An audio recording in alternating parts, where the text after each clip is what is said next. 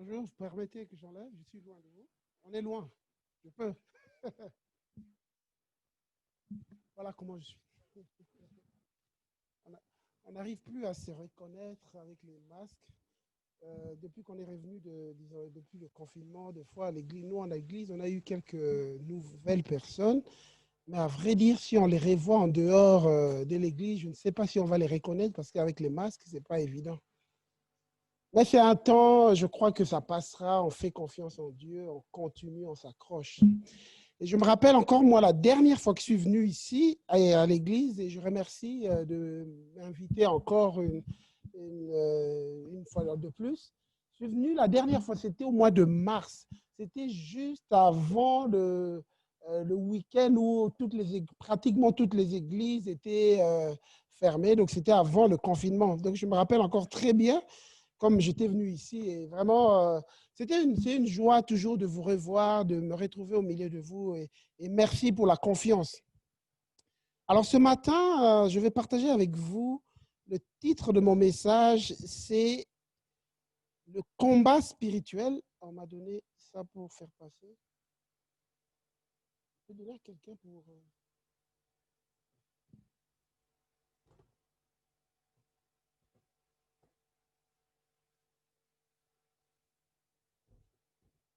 Alors le titre de mon message, c'est combat spirituel, le reconnaître et y faire face.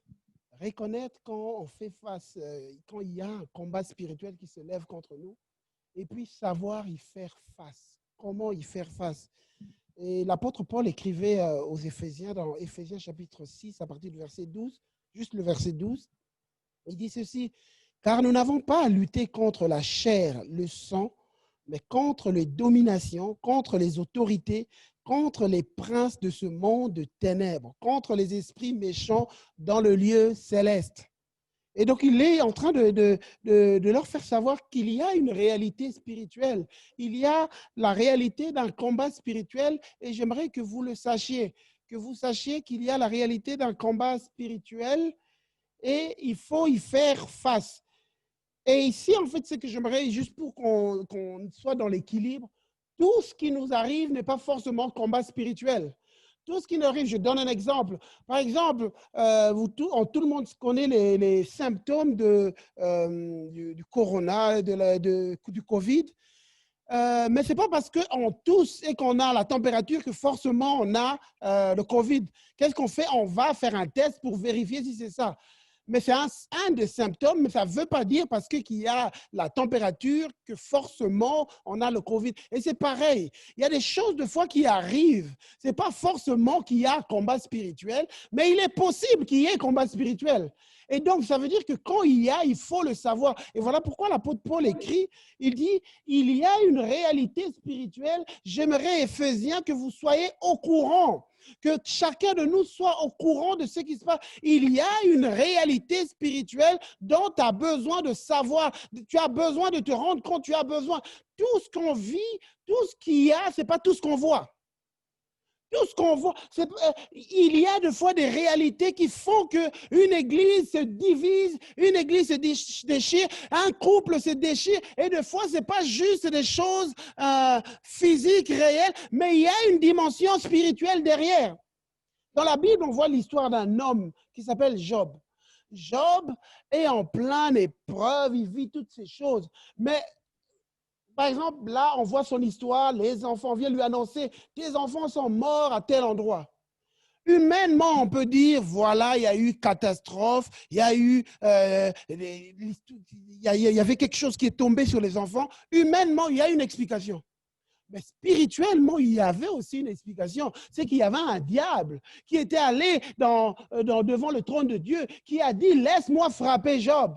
Il y avait une réalité spirituelle. Humainement, on peut dire, voilà, il y a une explication logique, quelque chose est tombé, mais derrière, il y avait une explication spirituelle. Et après, Job tombe malade. Et il a des ulcères. Et humainement, ça peut être expliqué. Humainement, peut-être qu'il avait mangé quelque chose. On peut donner des explications humaines. Mais spirituellement, il y avait une réalité spirituelle. La preuve, il n'a pas été guéri médicalement. C'est Dieu, c'est par l'intervention de Dieu qu'il a été guéri. Juste pour dire qu'il y a de fois des réalités spirituelles dont nous avons besoin de prendre conscience. Et là, donc, j'insiste pour qu'il y ait l'équilibre. Tout n'est pas spirituel, mais il y a une réalité spirituelle qui existe dont les enfants de Dieu doivent être au courant, dont les enfants de Dieu doivent comprendre. Nous avons besoin que nos yeux spirituels s'ouvrent pour que nous puissions apprendre à faire face quand il y a des attaques, quand l'ennemi attaque, pour que nous puissions comprendre et y faire face. Mes frères et sœurs, la Bible, quand on parle de Dieu, on dit qu'il est le Dieu des esprits. Parce que pourquoi? Parce que toi, tu es esprit. Parce que toi, quand Jésus t'a sauvé, c'est ton esprit qui l'a ressuscité. C'est ton esprit qui l'a ressuscité. C'est ton esprit qui est né de nouveau. C'est ton esprit. Il est le Dieu des esprits. Et donc, il y a des réalités spirituelles que tu dois comprendre qui ont un impact dans ton monde physique. C'est comme par exemple même Junior me disait qu'avant de venir, ils étaient là, moi je l'ai vu sortir de là, ils étaient en train de prier. Pourquoi prier avant le culte? Parce qu'on a compris que notre action dans le spirituel a des conséquences dans le physique. On s'est réunis en bas, on est en train de prier. Et prier, c'est quoi en fait? Prier, c'est entrer dans le monde spirituel. Et alors qu'on prie, notre action qui est spirituelle a des conséquences dans notre monde physique. Voilà pourquoi on prie. Voilà pourquoi on se tient, on prie. Parce qu'on a compris qu'il y a une incidence entre l'incidence du monde spirituel sur le physique. Et il y a une autre histoire encore. On voit le peuple d'Israël se réunir sur une montagne. Je suis là en train juste d'introduire. Le peuple d'Israël se réunit sur une montagne. Il y a une guerre qui est en train de se passer. Et puis, Moïse leur dit, écoutez, moi, je vais aller sur la montagne. Moi, je vais aller sur la montagne, je vais prier. Et puis, la guerre commence. Moïse lève la main. La Bible dit que quand Moïse levait la main, l'Israël était en train de triompher. Mais quand tu étais là dans la guerre, physiquement, il y avait une guerre, ils avaient des armes. Mais puis, il y avait un homme sur la montagne qui élevait la main. Et puis, à un moment, la Bible dit, quand il baissait les mains, Israël gagnait. Et quand il baissait les mains, Israël était en train de perdre. Quand il levait la main, Israël gagnait. Quelqu'un serait là et dit, mais qu'est-ce qui se passe? Ils ont tous des armes. Qu'est-ce qui se passe? Qu'est-ce qui a changé dans cette guerre? Il y avait un homme sur la montagne qui avait compris que son action dans le spirituel avait des conséquences dans le monde physique. Et c'est pour ça que l'apôtre Paul est en train de dire qu'il y a un combat spirituel que peut-être que nous ne voyons pas avec les yeux physiques, mais que nous pouvons avoir une incidence quand nous comprenons, quand nos yeux s'ouvrent. Et donc, ce matin, je suis venu dire à chacun d'entre nous, c'est tout ce que tu vois qui existe. Il y a d'autres réalités en dehors de ce que toi tu vois. Le microbe, nous sommes tous ici, on a mis des masques. Mais qui peut me dire qui a déjà vu le coronavirus? Mais pourquoi mettez tous vos masques? Vous ne l'avez jamais vu. Vous ne l'avez jamais vu, mais on vous a dit qu'il existe, qu'il est en train de rendre malade. Tout le monde a mis son masque parce qu'on a compris qu'il y a quelque chose qui est en train de se passer que nous ne voyons pas. Alors on met nos masques. Et c'est pareil dans le spirituel. Il y a quelque chose qui se passe dans le spirituel, alors nous comprenons, nous faisons ce qu'il faut faire. Alors ce matin, je ferai 2 points. Mes 2 points, c'est comment reconnaître quand il y a combat spirituel et comment y faire face. Comme premier point, comment reconnaître quand il y a combat spirituel. Dans Luc chapitre 22, à partir du verset 31, c'est Jésus qui parle. Le Seigneur dit, Simon, Simon, Satan vous a réclamé pour vous passer au crible comme le blé. Mais moi, j'ai prié pour toi, afin que ta foi ne disparaisse pas. Et toi, quand tu seras revenu à moi, affermis tes frères. Affermis tes frères. Donc, le premier point, comment reconnaître quand il y a combat? Luc chapitre 22, 31, c'est ce que je suis en train de lire. Le Seigneur dit à Simon que Satan t'a réclamé. Et moi, je crois qu'une des manières de reconnaître quand il y a combat, c'est de se laisser avertir quand le Seigneur commence à nous parler. Quand le Seigneur... Et dites, laissez-moi vous dire qu'on a un Dieu qui est bon. On a un Dieu qui nous aime. On a un Dieu qui veut notre réussite. On a un Dieu qui veut qu'on avance. On a un Dieu qui ne veut pas que l'ennemi nous écrase. On a un Dieu qui veille sur ses enfants. On a un Dieu, un Père qui nous aime, qui marche avec nous et constamment il parle. La Bible dit Dieu parle tantôt d'une manière, tantôt d'une autre, mais nous ne prenons pas toujours garde. Et ici, Jésus est en train d'avertir Simon. Simon, il y a un diable qui t'a réclamé. Il veut vous cribler comme le froment. Et moi, j'ai intercédé. Et je veux annoncer à quelqu'un, jusqu'aujourd'hui, Jésus intercède. Et jusqu'aujourd'hui, il prévient l'Église. Il prévient ses enfants. Faites attention. Il y a un ennemi comme un lion rugissant qui rôde autour de son Église, qui rôde autour des couples, qui rôde autour des enfants de Dieu pour détruire, pour ruiner. Si tu ne le sais pas, je te l'annonce aujourd'hui, Dieu m'a envoyé ce matin pour que tu ouvres tes yeux à une réalité spirituelle et que tu te lèves, que tu saches reconnaître. Que tu saches reconnaître. Mais le problème souvent, c'est que nous avons nos yeux fermés. Quand ces choses se lèvent, nos yeux sont fermés. Et ici, on le voit dans l'histoire, en fait, que je suis en train de lire, dans Luc 22, Luc 22, à partir du verset 54, il est dit ceci. Après avoir saisi, donc ça c'est l'histoire de Pierre, après avoir saisi Jésus, il l'emmenèrent, donc là on vient d'arrêter Jésus, et le conduisirent dans la maison du souverain sacrificateur. Pierre suivait de loin, donc Pierre, celui à qui on avait dit que les Satan vous a réclamé pour vous cribler comme de froment. Et maintenant, ce Pierre-là, Jésus avait averti. Et là, Pierre arrive à cet endroit. Pierre suivait de loin. Ils allumèrent du feu, donc il est là, au milieu de la cour. Ils s'assirent. Pierre s'assit parmi eux.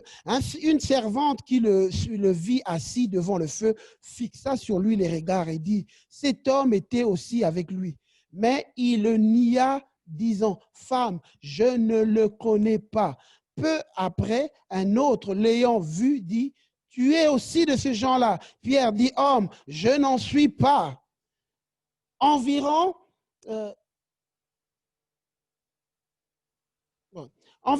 heure plus tard, un autre insistait, disant, certainement cet homme était aussi avec lui, car il est le Galiléen. Pierre répondit, homme, je ne sais pas ce que tu dis. Au même instant, comme il parlait encore, le coq chanta. Le Seigneur s'étant retourné, regarda Pierre, et Pierre se souvint de la parole que le Seigneur lui avait dit. Avant que le coq chante, aujourd'hui, tu me réuniras 3 fois. Et étant sorti, il pleura amèrement. Voilà. En fait, cette histoire, c'est pas grave. Ne vous inquiétez pas pour... je vais prêcher comme ça. C'est pas grave. Alors, ici, dans cette histoire, ce qui est assez particulier, Jésus l'avait averti, Jésus lui avait dit, mais il arrive à cet endroit, il ne s'en souvient même plus, c'est comme s'il était aveuglé. Et ça nous arrive à nous tous. Et des fois, des situations arrivent, le Seigneur nous avait avertis, et puis ça arrive, la situation arrive, la chose arrive, et on est comme aveuglé, on ne se rend même plus compte. Et Pierre, là, il est en train c'est comme s'il était devenu une autre personne. C'est comme si même son corps... Vous avez déjà vu ces situations où les gens à qui on avait... je donne l'exemple d'un couple, par exemple. La personne à qui tu as toujours fait confiance, je parle à une femme, par exemple, tu as toujours aimé ton mari, il a toujours été là, et puis du jour au lendemain, tu ne comprends pas, c'est comme si c'était devenu une autre personne.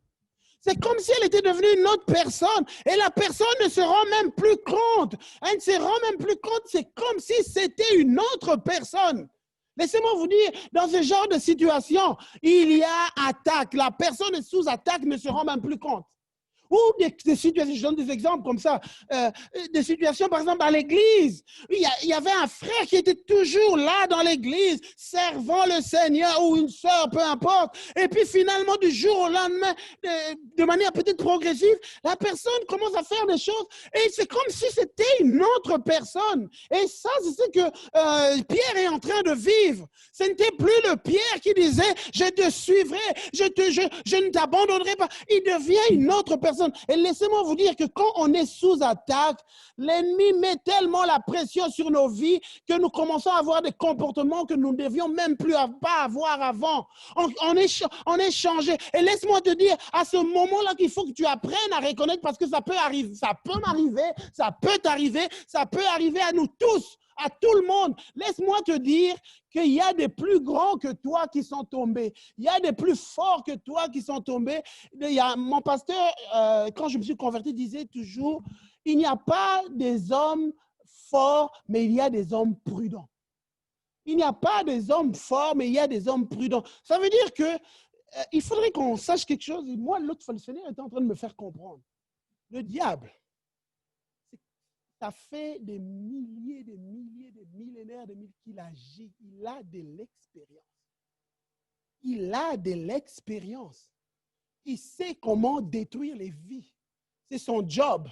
C'est son job. Là, Jésus disait dans Jean 10, 10, le voleur ne vient que pour dérober, détruire. Et donc, il s'est spécialisé dans ça. Et donc, toi, tu n'existes que depuis une cinquantaine d'années, une quarantaine d'années, une vingtaine d'années. Et ton existence, je dirais, peut-être qu'à 100 ans, le maximum, j'ai pris, à 100 ans, tu quitteras cette terre. Donc, tu es venu, j'ai pris le max, peut-être, bon, mettons, 120, 130. 130. Tu arrives sur cette terre et puis tu passes sur cette terre, à 130, tu quittes la terre.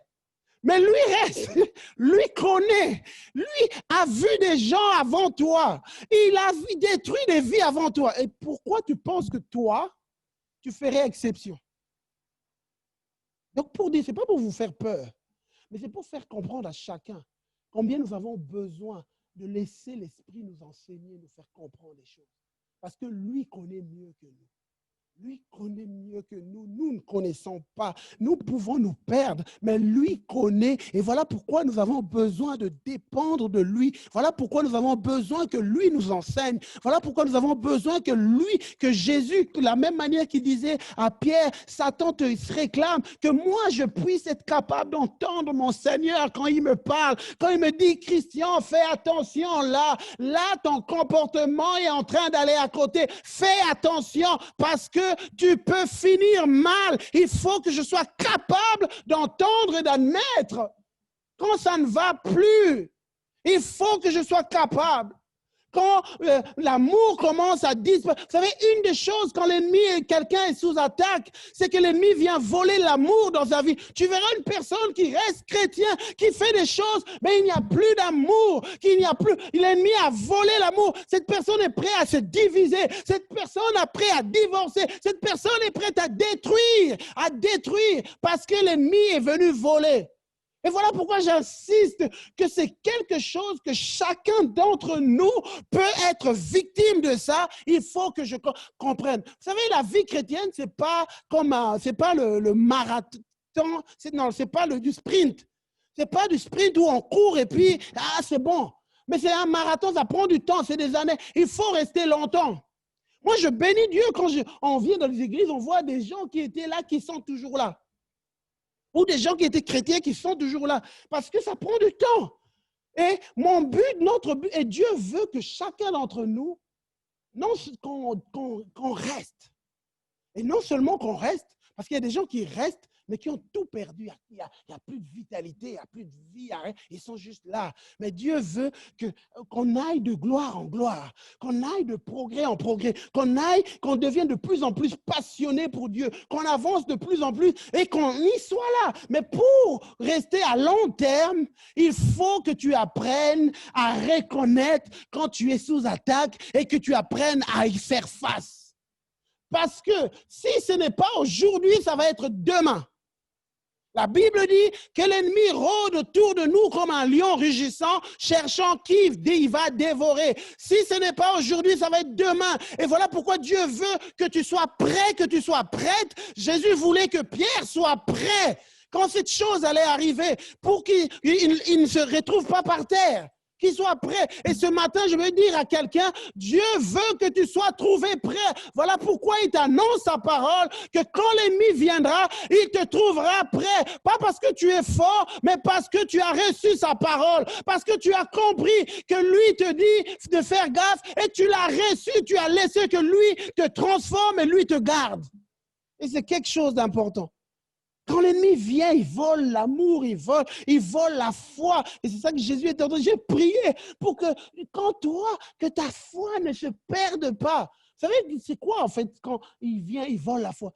En fait, tu n'y crois plus. Si tu arrives à un endroit où tu n'y crois plus, oh, ça ne sert à rien, ça ne sert à rien. Oh non, Dieu n'écoute pas. Non, moi j'abandonne, ça ne sert plus à rien, ça ne sert à rien. Moi j'abandonne. Ou il y a des peurs qui te saisissent, tu ne comprends pas, saisi par des peurs, ça tu es sous attaque. Sous attaque. Mais c'est la foi qui permet de continuer. Vous savez, dans la Bible, dans l'histoire de Daniel, à un moment on voit Daniel décider de prendre 21 jours de jeûne. Il commence à chercher Dieu. Il cherche Dieu, il cherche. Et c'est seulement au bout de 21 jours que l'ange de l'Éternel arrive vers lui. Et l'ange, quand il arrive vers Daniel, il dit à Daniel, Daniel, dès le premier jour où tu avais décidé de prier, une parole était sortie. Vous vous rendez compte? Dès le premier jour, Dieu était prêt à exaucer Daniel. Dès le premier jour, Daniel, mais à ce moment-là, sur la terre, Daniel n'avait encore rien vu. Un jour est passé, 2 jours est passé, 3 jours, 21 jours. C'est au bout de 21 jours que l'ange est apparu. Et l'ange a dit à Daniel, écoute, une parole était sortie pour toi, mais moi, je suis sorti, mais j'ai été... il y a eu un combat dans le ciel. Dans le deuxième ciel, il y a eu un combat. J'étais attaqué par l'ennemi qui m'ont empêché de venir à toi. Qui m'ont empêché de venir à toi. Mais toi, pendant que tu priais, il y a des anges qui sont venus, Gabriel est venu avec d'autres anges et la guerre s'est mise en route et voilà pourquoi je suis libéré maintenant et je viens t'apporter une parole. Qu'est-ce que ça veut dire? Ça veut dire que quand tu te mets à prier, quand tu te mets à te tenir devant Dieu, il y a une guerre qui démarre, mais toi tu ne le vois pas. Il y a une guerre qui se passe. Et puis l'ennemi vient voler, quand il vient voler la foi, c'est pour que tu ne continues pas. Parce que tes prières ont une puissance qui déclenche le mouvement des anges. Tes prières ont une puissance. Je veux dire, parler à quelqu'un aujourd'hui. Des fois, tu vis des choses dans la famille et puis tu te mets à prier, tu as l'impression que les choses s'aggravent. Tu as l'impression que les choses s'aggravent, mais depuis que j'ai commencé à prier, ça s'est aggravé, mais ce n'est pas possible. Laisse-moi te dire, l'ennemi veut que tu abandonnes, que tu arrêtes. Ne t'arrête pas, continue. Continue. Continue, parce que derrière ça, il y a quelque chose. Et puis, Pierre va entendre le chant de coq. Le chant de coq. Et ça, moi, j'aime parce que Dieu, ça, c'est l'amour, la bonté de Dieu. Dieu nous aime, même peu importe nos erreurs, peu importe ce qu'on fait comme erreur, Dieu nous aime. Et là, Pierre, malgré qu'il a régné Jésus, il entend le coq chanter. Et moi, je considère que le chant du coq, c'est comme si c'est un rappel de Dieu. Dernièrement, dans notre église, il y a une sœur qui, en fait, elle était, je dirais, sous attaque. Elle était vraiment sous attaque. C'est que, elle fait partie des responsables, après elle a témoigné. C'est que elle avait des incompréhensions avec une autre personne de l'église. Et les choses se sont accumulées et puis la sœur était vraiment fâchée. On était dans une réunion, elle était montée. Et puis elle était même prête à arrêter de servir. Et ce qui était assez grave, elle était même prête à aller quitter l'église, tout ça. Et puis, quand nous, on était surpris, tout ça. Et après, je l'ai appelé, mais c'est quoi? On a discuté. Plus on parlait, j'étais en train de réaliser que, waouh, l'ennemi vraiment est sur elle. Et puis après, on a parlé, on a prié. Et c'est comme si, et quand on a parlé, on a prié, on a pris rendez-vous, qu'on devait se voir avec la personne qui qui l'énervait, la personne qui l'énervait. Et on a pris rendez-vous. Mais je bénis Dieu parce que entre le temps, donc moi j'ai parlé avec elle le dimanche, on devait se voir par exemple le mardi. Entre le dimanche et le mardi, le Seigneur a parlé à la sœur. Le Seigneur a parlé à la sœur comme si ses yeux s'ouvraient, qu'il était en train de réaliser. Et puis le mardi, là, quand on arrive à la réunion, on n'était même pas obligé de commencer à discuter. La sœur, dès qu'elle arrive, elle demande à parler directement et puis elle commence à se repentir et puis elle demande pardon, frère, je te demande pardon. Et puis il y a une atmosphère qui se crée, l'autre frère aussi demande pardon et les deux commencent à se demander pardon. La gloire de Dieu descend. Ça, c'est magnifique quand on sert Dieu dans cette atmosphère. Et c'est vraiment magnifique. Et je me suis dit, waouh. Et la sœur a même commencé à témoigner à d'autres personnes qu'il fallait comprendre de foi. On ne se rend pas compte. Une petite chose prend des ampleurs. C'était rien, la chose n'était rien. Ça prend une ampleur. Laisse-moi te dire, quand tu es dans cet état, il y a un ennemi derrière. Il y a un ennemi derrière et qu'il faut comprendre. Il faut y faire face. Le deuxième point, comment y faire face alors? Comment? Quand il y a combat, il faut y faire face. Alors, j'aimerais dire à chacun d'entre nous, tu n'as pas d'autre alternative que de battre et de gagner. L'apôtre Paul a dit dans 2 Corinthiens chapitre 2, verset 11, « Afin de ne pas laisser à Satan l'avantage sur nous, car nous n'ignorons pas ses desseins. » Ne laisse pas à Satan l'avantage. Il n'existe pas d'autres alternatives. Il y a juste deux. Soit nous parvenons à vaincre le mal, soit nous sommes vaincus par le mal. Il n'y a pas de situation neutre. Il n'y a pas de situation neutre. Soit l'ennemi gagne, soit tu gagnes. Il n'y a pas de position. Donc là, en ce moment, en fait, je ne sais pas combien on est, en ce moment, il y a des gens qui sont soit dans la victoire, soit dans la défaite. Il n'y a pas de position neutre. Il n'y a pas une position où il n'y a rien. Soit tu es vaincu, soit tu es en train de vaincre.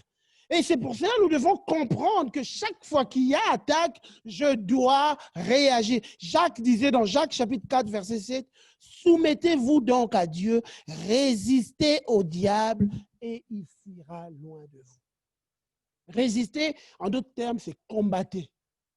Combattre. Réveille-toi, combat. Imaginez un peu, imaginez que vous êtes chez vous à la maison, vous voyez quelqu'un qui, en la nuit, quelqu'un entre avec un couteau et vient vous tuer. Qu'est-ce que vous allez faire? Vous allez dire, oh non, ça va, c'est fini. Je suis sûr, même les personnes les plus faibles vont résister.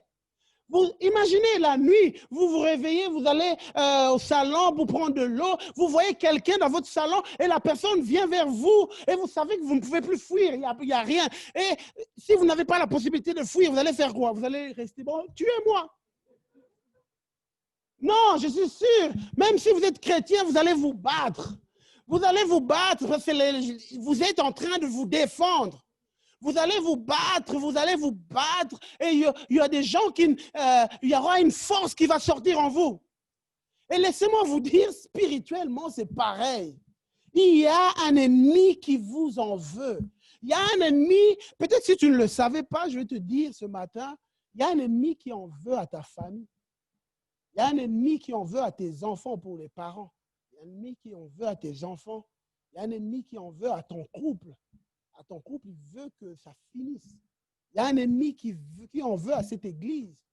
Il y a un ennemi qui nous en veut. Et donc, il faut que comprendre, et l'apôtre Paul dit, il faut, le Jacques dit, soumettez-vous à Dieu, résistez au diable, résistez-lui et il fuira. Mais par contre, j'aimerais m'arrêter sur ce qu'il dit avant. Il dit, soumettez-vous à Dieu. Avant de résister à l'ennemi, il faut se soumettre d'abord à Dieu. Il est impossible que tu arrives à résister à l'ennemi si ta vie n'est pas soumise à Dieu.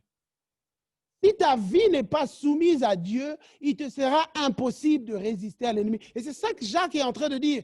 Résistez, soumettez-vous à Dieu et ensuite résistez. Parce que si tu ne te soumets pas, il ne sera pas possible que tu arrives à résister. Et dans ce passage, Jacques essaye de faire comprendre que tu as besoin d'un allié dans ce combat. Dans notre combat que nous sommes en train de vivre tous les jours, tu as besoin d'un allié et ton allié, c'est Dieu. Et j'aimerais te poser la question à chacun d'entre nous, où tu en es dans ton alliance avec ton Dieu? Où tu en es dans ton alliance, dans ta relation? Tu as besoin d'un allié. Et c'est d'abord dans ta relation, dans ton alliance avec Dieu qui te permettra de résister. De résister. Et voilà pourquoi l'ennemi, sachant que contre les chrétiens, il ne peut rien, il pousse des gens à briser cette alliance avec Dieu. Il va pousser même des chrétiens. Moi, j'ai entendu des chrétiens à aller dans des choses qui attristent le cœur de Dieu, des gens qui vont voir, qui vont même toucher à l'occultisme des chrétiens, sans se rendre compte des fois. On va voir, moi, il y a les rebouteux. Vous savez ce que c'est, rebouteux? Moi, je ne connaissais pas ça avant de venir dans la région. Des gens qui vont voir, parce qu'il y a des... Je me suis rendu compte que vraiment, à Arlan, alors là où nous servons, on voit beaucoup de gens qui, dans des situations de maladie, vont voir des rebouteux. Mais des choses que dans la Bible, quand vous lisez que c'est clair dans la Bible, le Seigneur dit que tu n'iras pas vers ces genres de personnes. C'est clair, c'est écrit dans la Bible, dans Lévitique, je peux vous le lire, toutes ces choses. Et toutes ces choses, ça ouvre des portes à l'ennemi. Ça ouvre des portes à l'ennemi. Et c'est pour cela il faut que nous ne pouvons pas résister à l'ennemi si nous ne nous soumettons pas à Dieu, si nous ne nous soumettons pas à sa parole. Nous ne pouvons pas arriver à résister à l'ennemi si dans notre vie, il y a des mensonges. Tu ne peux pas arriver à résister à l'ennemi si ce qui est de l'ennemi est en toi. Vous savez, vous vous rappelez de la phrase que Jésus a dite? Jésus a dit, l'ennemi est venu, mais il n'y a rien de lui en moi. J'aimerais te poser la question, où tu en es dans la vérité? Où tu en es dans la vérité? Où tu en es? Où tu en es dans le sens de la vérité? Vis-tu toujours dans la vérité? S'il n'y a pas de vérité, tu n'arriveras pas à résister à l'ennemi. S'il y a le mensonge, tu n'arriveras pas à vaincre. Tu n'arriveras pas. Et ce matin, c'est vraiment comme... Moi, je crois sincèrement, je vous dis vraiment, je vous partage mon cœur. Moi, je crois qu'on est dans les temps de la fin et Dieu veut que son Église se prépare. Dieu veut que nous soyons prêts. Dieu veut. Et nous ne savons pas comment les choses vont évoluer. Mais il faut que les chrétiens, que nous préparons, que nous vivions nos vies à fond réellement, que nous soyons vraiment des chrétiens comme Dieu, comme la parole le veut. Que nous ne soyons pas juste des gens qui viennent à l'église, mais que nous soyons vraiment à fond. Que je vive ma vie, que je la vive vraiment à fond. Que je suive la parole, que je la suive vraiment à fond. Je veux vraiment être entièrement, Seigneur, c'est que tu veux que je sois. Je veux être vraiment entièrement. Je ne veux rien. Je ne veux pas faire de mélange. Je ne veux rien partager. Je veux entièrement être ce que tu veux que je sois. Et c'est dans la mesure où je suis entièrement ce que Dieu veut que je sois, que j'arriverai à résister à l'ennemi. Vous savez, à 99 ans, 99 ans, 90 ans, Dieu apparaît à Abraham. Et Dieu lui dit, alors qu'il avait atteint, en Belgique on dit 90 ans, Dieu lui apparaît et Dieu lui dit, Abraham, marche devant ma face et sois intègre. Vous savez, ça arrive, c'est dans Genèse chapitre 16, 17. Mais quand on lit le chapitre 16, on voit que dans le chapitre 16, il y avait un moment, Abraham voulait avoir des enfants, il attendait des enfants, Dieu lui avait promis, mais il n'arrivait pas à avoir des enfants. Alors, dans le chapitre 16, sa femme lui dit, écoute Abraham, va vers Agar, ma servante, et puis nous allons avoir des enfants. Et puis Abraham plutôt, fait ce que sa femme lui avait dit, et puis ça crée des problèmes dans sa maison. Ces problèmes, on les vit jusqu'aujourd'hui. Et dans le chapitre d'après, Dieu lui apparaît et Dieu lui dit, marche devant ma face et sois intègre. C'est comme si Dieu le venait revenir. Écoute, Abraham, moi je t'avais promis, je t'avais fait une promesse. Mais si tu veux vivre ça, il faut que tu restes à marcher devant ma face, que tu aies constamment Dieu devant toi. N'oublie pas ce que moi je t'avais dit et reste entier. Intègre, ça veut dire quelqu'un où il n'y a pas de mélange. On est entier. intègre, c'est entier, il n'y a pas de mélange. Je suis pur, il n'y a rien, il n'y a pas de mélange, je suis entier.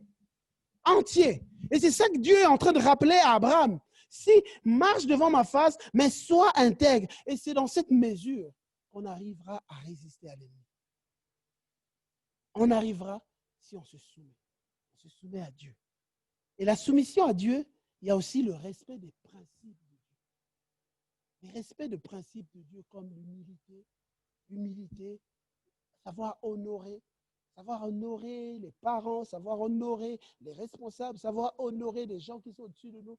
Ce sont des choses qui font que nous nous soumettons à Dieu. Savoir honorer, s'honorer dans le couple, savoir s'honorer. Toutes ces choses-là nous donnent de l'autorité. Tu ne peux pas avoir de l'autorité si dans ta vie, il n'y a pas de soumission. L'autorité vient de la soumission. C'est pour ça que l'apôtre Paul dit, et l'apôtre Jacques dit, soumettez-vous à Dieu. L'autorité vient de l'humilité. C'est l'humilité qui nous permet de nous soumettre et cette soumission emmène de l'autorité en nous. Et alors, quand tu vas te lever dans ta maison pour ta famille, il y aura une puissance. Quand tu vas te lever pour réclamer ta famille, il y aura une puissance. Voilà pourquoi il y a des gens qui ne comprennent pas, ils se lèvent, ils prient, ils parlent, ils disent au nom de Jésus, je chasse, mais il n'y a rien, ça ne chasse rien, il n'y a rien qui se passe. Parce que je vais vous dire, le nom de Jésus, ce n'est pas quelque chose de magique, automatique. Est-ce que vous savez qu'en Espagne, il y a des gens qui s'appellent des Jésus? Ça existe, mais il y a des gens. Donc, c'est pour vous dire, ce nom-là, sans la vie derrière, il n'y a rien. Donc, ça veut dire, dans la Bible, d'ailleurs, vous allez voir dans les actes, vous pouvez lire chez vous dans les actes, vous allez voir, il y a des gens qui sont allés chasser des démons. Il y a un groupe de personnes, ils ont décidé, ils ont vu Paul chasser, et puis ils décident, ils commencent à chasser. Et puis, la Bible dit que les esprits les ont suivis et les ont frappés. Ils les ont frappés. C'est dans la Bible, ce n'est pas un film, c'est dans la Bible, dans les actes. C'est dans la Bible. Et ils ont frappé. Pourquoi? Parce que ce n'est pas parce que tu dis, je vois souvent beaucoup de gens, au nom de Jésus, au nom de Jésus, au nom de Jésus. Ça n'a pas de puissance quand ta vie ne suit pas. Tu peux beau dire au nom de Jésus, je te chasse, si ta vie ne suit pas, ça n'a pas de puissance, ça n'a pas d'effet. C'est ta soumission, c'est la vie que tu mènes qui donne la puissance à ce que tu dis. C'est la vie que tu mènes, c'est la soumission que tu as qui donne de la puissance dans tes paroles. Vous savez quand David a fait tomber Goliath, ce n'était qu'une pierre. Une autre personne serait venue utiliser la même pierre et pour le jeter sur Goliath, Goliath ne serait pas mort. Mais c'est la pierre dans les mains de David avait une puissance. Pourquoi? C'était à cause de sa vie, de la relation qu'il avait avec Dieu. Et j'aimerais dire à chacun d'entre nous, l'autorité que tu vas avoir dépend de la vie que tu mènes vis-à-vis de Dieu, la vie que tu as. Et il y a des gens, j'aimerais dire à chacun d'entre nous, moi je le comprends de plus en plus, Dieu a donné à chacun d'entre nous un territoire. Moi j'ai un territoire que Dieu m'a donné.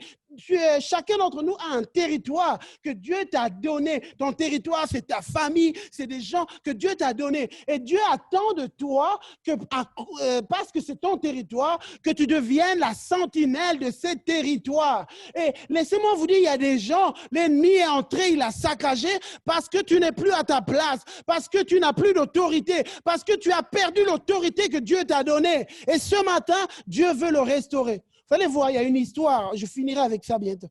Dans 1 Samuel, chapitre 30, l'histoire de David.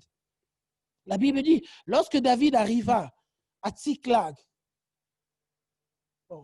lorsque David, 1 Samuel 30, à partir du verset 1, lorsque David arriva le 3e jour à Tsiklag avec ses gens, les Amalécites, donc c'était des voleurs, les Amalécites, c'était des voyous. Les Amalécites avaient fait une invasion dans le Midi et à Tsiklag. Ils avaient détruit, brûlé Tsiklag. Ça, c'est ce que l'ennemi fait dans les vies des gens. Ça, c'est ce que l'ennemi entre. L'ennemi est entré, il a brûlé, il a détruit. C'est ce que Jésus a dit, le voleur ne vient que pour dérober, détruire. Et ils ont détruit. Maintenant, la Bible dit, après avoir fait prison, donc ils ont pris des gens, ils ont fait prisonnier les femmes et tout ce qui s'est trouvé, petit et grand. Donc les gens de la famille, des familles, ils les ont pris. Ils n'avaient tué personne, mais ils avaient tout emmené, s'étant remis en route. David et ses gens arrivèrent à la ville, et voici, elle était brûlée, leurs enfants, leurs fils et leurs filles étaient emmenés captifs. Alors, ça, c'est maintenant ce qui nous arrive à nous tous. On voit, on constate que l'ennemi a détruit des choses. Et puis la Bible dit, alors David et le peuple qui était avec lui élevèrent la voix et pleurèrent jusqu'à ce qu'ils n'eussent plus la force de pleurer. Je ne sais pas si ça vous est déjà arrivé. Moi, ça m'est déjà arrivé. Où à un moment, tu as pleuré, tu n'as plus de force. Tu n'as plus de force. Et ici, c'est ce que David, ils ont pleuré. On a volé les femmes, on a volé les enfants. Mais ce qui est génial ici, ils ne se sont pas arrêtés à ça. Dans le combat spirituel, Dieu veut que tu ne t'arrêtes pas là à pleurer. Tu constates qu'il y a des choses qui ont été détruites. Tu constates qu'il y a des choses qui ont été perdues. Tu constates qu'il y a des choses qui sont arrivées, qui ne devaient pas arriver. Tu as pleuré, mais ne t'arrête pas à pleurer. Ce matin, je suis venu dire à quelqu'un, ne t'arrête pas là. La Bible dit, mais David reprit courage en s'appuyant sur l'Éternel, son Dieu. Oui, j'ai pleuré. Seigneur, cette situation est arrivée, Seigneur. Oh mon Dieu, combien ça me fait mal, Seigneur. Mais je ne m'arrête pas à cet endroit où je pleure, Seigneur. Mais puis là, la Bible dit, mais David reprit courage, s'appuyant sur l'Éternel, son Dieu. Et David consulta l'Éternel. Donc la chose arrive, ça me fait mal, Seigneur. Pourquoi c'est arrivé? Mais je ne m'arrête pas là juste à pleurer, Seigneur. Fais quelque chose. Non, non, non. Laissez-moi vous dire qu'il y a des moments où tes pleurs, juste dire, Seigneur, fais quelque chose, ne suffisent pas. Arrête-toi de pleurer et va consulter l'Éternel. Tiens-toi dans la présence de Dieu. Apprends à chercher Dieu. Et ce matin, je suis venu dire à quelqu'un, tu dois apprendre à prier. Tu dois apprendre à prier, à prendre du temps dans la présence de Dieu. Ça fait combien de temps tu n'es plus resté longtemps dans la présence de Dieu? Ça fait combien de temps que tu es resté à la maison à genoux en train de prier pour tes enfants, pour ta situation? Ça fait combien de temps? Et ici, David, il rentre, la Bible dit, il consulte l'Éternel. Il consulte. L'Éternel lui répondit. Poursuis, car tu atteindras, tu délivreras. David s'est mis en marche. Et j'aimerais dire à quelqu'un ce matin, Dieu ne se lèvera pas à ta place pour combattre. Tu dois combattre. Moi, on m'a toujours appris depuis le jour où je me suis converti, mon pasteur disait toujours, moi je me rappelle au début, qu'il y a toujours la part de l'homme et il y a la part de Dieu. Moi, c'est ce que j'ai toujours appris. Quand tu ne fais pas ta part, Dieu ne viendra pas faire ta part. Il faut que tu fasses ta part. Et quand tu fais ta part, waouh, quand Dieu décide de faire sa part, quelque chose se passe. Quelque chose se passe. Et là, ce n'est pas Dieu qui est allé chercher les gens. L'ennemi est venu à voler. Il a volé les enfants, il a volé la femme. C'est les femmes, ce n'est pas Dieu qui est allé. Puis David pouvait dire, Seigneur, vraiment, qu'on récupère les enfants. Qu'on Seigneur, donne-nous. Non, non, non. Dieu lui a dit, écoute, c'est bon, oui, c'est vrai, va. Tu dois te lever et combattre. Tu dois te lever pour ruiner les œuvres de ténèbres. Tu dois te lever pour chasser les démons. Tu dois te lever. Vous savez, il y a quelques années, on avait un frère avec qui on priait souvent. On était à Liège. À ce moment-là, on vivait à Liège. Et il y avait un frère avec qui on priait souvent. On s'entendait vraiment très bien. Et ce frère-là, il était d'origine ivoirienne. Et puis, à un moment, il est parti en vacances dans son pays. Et puis après, on entend qu'il est devenu fou là où il était. Et ça fait vraiment mal parce que quelqu'un avec qui tu connaissais vraiment bien, tu parlais avec, sa femme s'est battue pour qu'il revienne et puis il est revenu. Il y avait des choses bizarres qui se sont passées dans leur famille, des trucs vraiment bizarres. Et nous, on était donc avec le Zol, Alain, le grand frère de Junior, on était ensemble, on se disait, mais c'est pas possible. faut qu'on prie.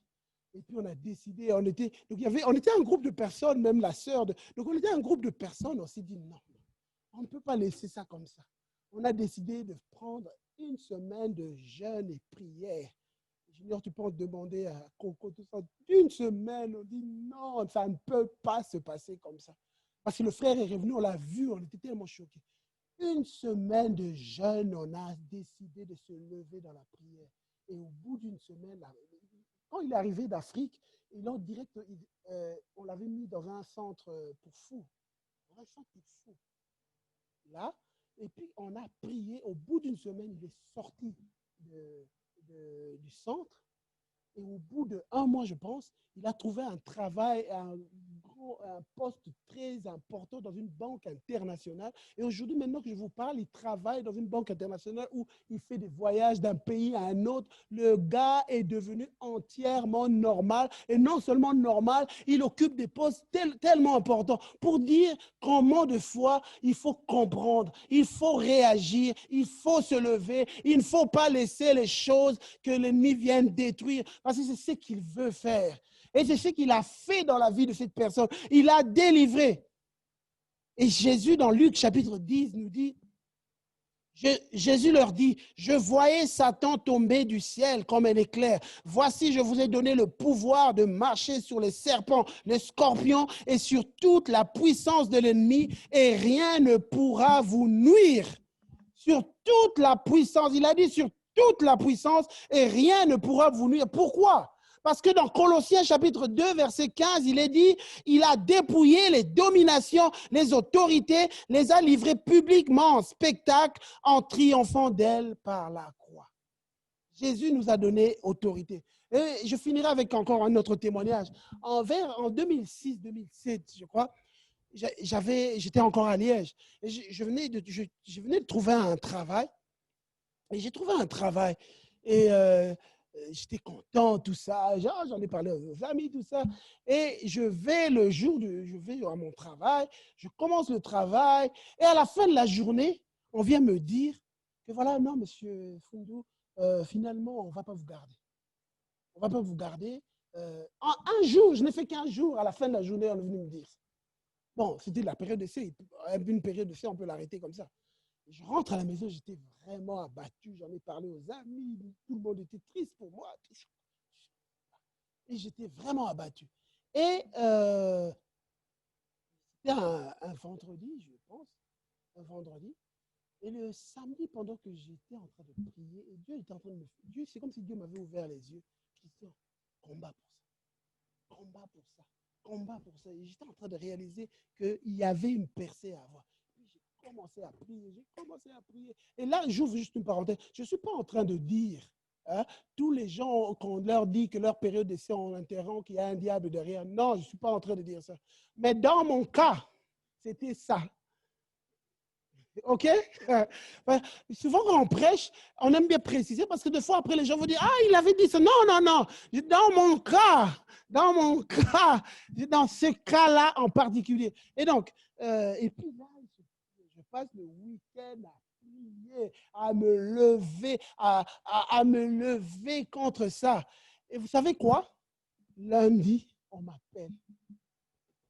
Lundi, je ne vous mens pas. Lundi, on m'appelle. Monsieur Fundou, êtes-vous toujours disponible? Pouvez-vous venir et travailler? À votre avis, c'est quoi? C'est quoi? On me dit vendredi, non, ça s'arrête, rentrez chez vous. Je passe le week-end dans la prière. Lundi, on m'appelle, revenez. Et je suis revenu et j'ai travaillé. Et mon contrat ne s'est plus jamais arrêté. Bon, jusqu'au jour où je suis venu ici dans la région. Pour vous dire, il y a quelque chose qu'il faut comprendre. Et c'est ce que David, je finirai avec ce passage dans 1 Samuel 30, la Bible dit, David, Allah, il sauva tout ce que les Amalécites avaient pris.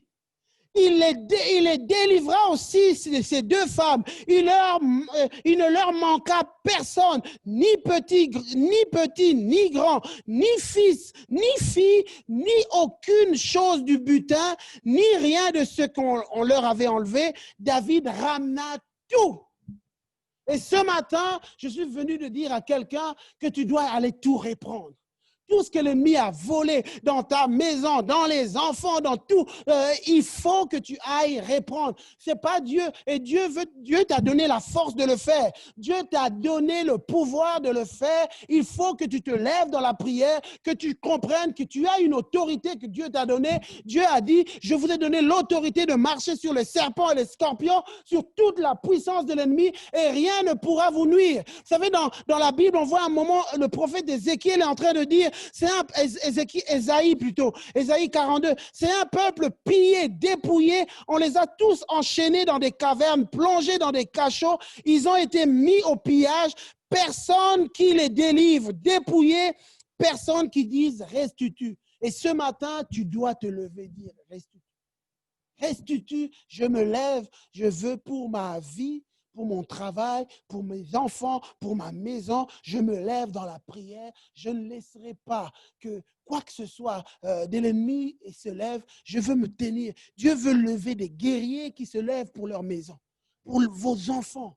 Pour vos enfants, que puissiez vous lever dans la prière. Pour vos familles, que vous puissiez... Que l'ennemi ne vienne pas dans les maisons faire ce qu'il veut et qu'il parte. Non, moi je refuse ça. Je refuse, je ne sais pas, c'est que la décision que toi tu prends, moi personnellement, je refuse que l'ennemi vienne dans ma maison et puisse détruire. Je refuse que l'ennemi vienne dans mon couple et que je veux me lever dans la prière et je veux que le Seigneur m'aide à avoir mes yeux ouverts et que je puisse comprendre ce qui se passe, que je puisse avoir les yeux ouverts. Et ce matin, Dieu veut t'ouvrir les yeux. Le Dieu veut t'ouvrir les yeux, que tu puisses voir pour ta destinée, pour ton avenir. C'est que Dieu voulait que tu deviennes. C'est que Dieu avait prévu que tu deviennes. Il y a un ennemi qui veut bloquer ça pour que tu ne le deviennes pas, mais tu dois te lever dans la prière. Il y a chacun d'entre nous une destinée que Dieu a appelée. Dieu a voulu dans son cœur que tu deviennes la personne que tu devais devenir, mais il y a un ennemi qui a voulu te coincer dans un endroit et que tu te contentes de peu, que tu te comportes de peu. Non, il faut que tu te lèves dans la prière et ça commence dans la soumission et puis Dieu nous éclaire et puis on se lève dans la prière. Amen. On va venir ce matin dans la prière. Alléluia. Alléluia. Seigneur, ce matin, nous venons humblement devant toi. En toute humilité, Seigneur, notre Dieu, nous venons vraiment dans toute humilité.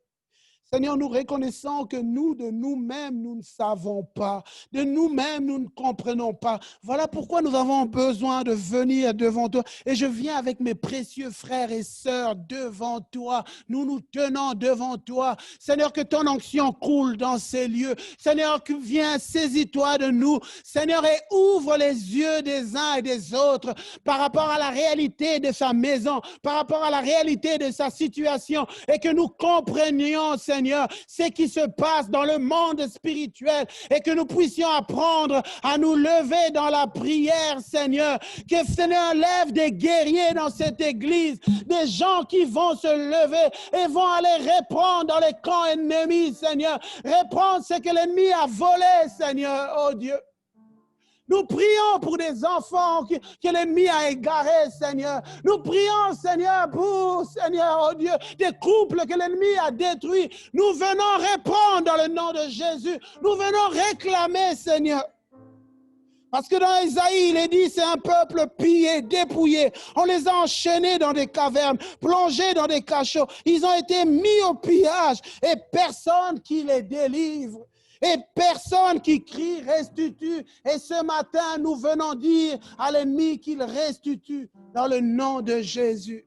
Oh Seigneur, merci de tendre ta main. Merci de te glorifier. Merci Seigneur, oh Dieu de gloire.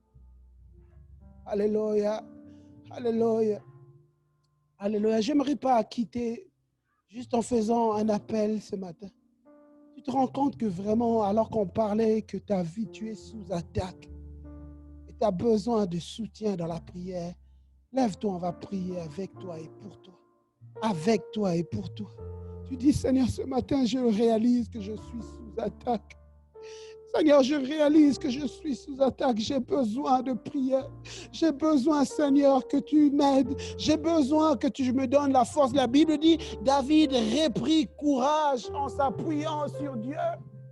David reprit courage en s'appuyant sur Dieu.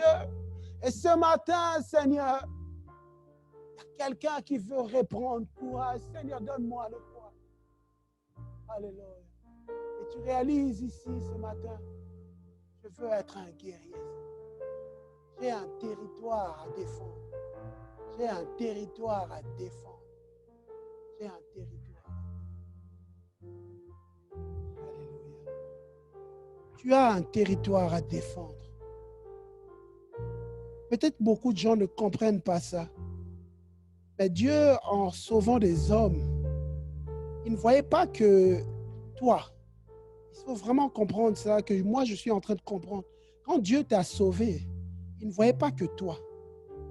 Mais il voyait un groupe de personnes. Vous savez, quand Dieu est venu vers Abraham, quand il lui dit, écoute, viens, quitte ta maison, Dieu ne voyait pas qu'Abraham, il voyait toute une génération. Et c'est pareil, chaque fois, quand Dieu vient vers quelqu'un, il ne voit pas que la personne, il voit un groupe, il voit une famille. Et je voudrais dire à quelqu'un ici, tu as un territoire à défendre. Oh, tu as un territoire à défendre. Et ce matin, Dieu veut que tu réalises ça. Dieu veut que tu réalises ça. Seigneur, je prie que ton onction soit sur ton frère, sur ton fils, sur ta fille. Que ton onction ce matin repose sur ta fille, sur ton fils. Seigneur, que cette compréhension grandisse. Seigneur, que de David se lève dans ces lieux, de David qui vont récupérer des femmes et des enfants. Parce que c'est mon territoire. Parce que c'est mon Tsiklag. David a dit non, c'est mon territoire. Je vais aller les reprendre. Je vais aller les reprendre. Alléluia. Oh Dieu te dit, va reprendre. Alléluia. Tu as dans la famille quelqu'un qui s'est éloigné de Dieu. Mais toi, tu te plains, tu dis, ah, telle personne s'est éloignée. Mais tu ne sais pas que le Seigneur t'a mis comme sentinelle. C'est toi la sentinelle qui doit prier. C'est toi la sentinelle qui doit se lever dans la prière. C'est toi. Parce que c'est ton territoire que Dieu t'a confié. Alléluia.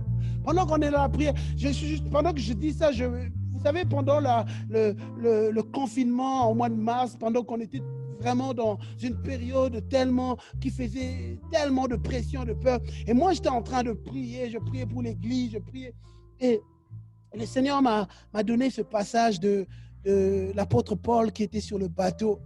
Pendant qu'il était dans le bateau était malmené par le vent. Et puis à un moment, l'apôtre Paul dit qu'ils n'avaient même plus l'espoir de se sauver. Et puis à un moment, l'ange de l'Éternel va lui apparaître la nuit. Et Dieu va lui dire, écoute Pierre et Paul, non seulement que je vais te garder, mais je vais garder même les gens qui sont avec toi dans le bateau. Je te les donne, les gens qui sont dans le bateau avec toi. Et moi, ces jours-là, le Seigneur me faisait comprendre que tu es dans un bateau qui est malmené, mais moi, je te donne.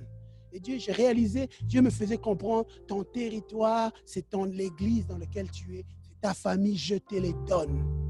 Et je veux dire à quelqu'un ici, c'est pareil. Tu es dans un bateau et les gens qui sont avec toi, peut-être que les gens qui sont avec toi, il y a même là des gens qui t'ont fait mal. Il y a même là tes bourreaux. Mais laisse-moi te dire qu'ils sont sur ton territoire et c'est au travers de tes prières que ces hommes et ces femmes seront sauvés. Tu dois apprendre à te lever. Tu dois apprendre à aller les récupérer. Tu dois apprendre à nouveau. Alléluia. Le Seigneur met son onction sur toi dans le nom de Jésus. Amen. Je laisserai Junior prier pour nous.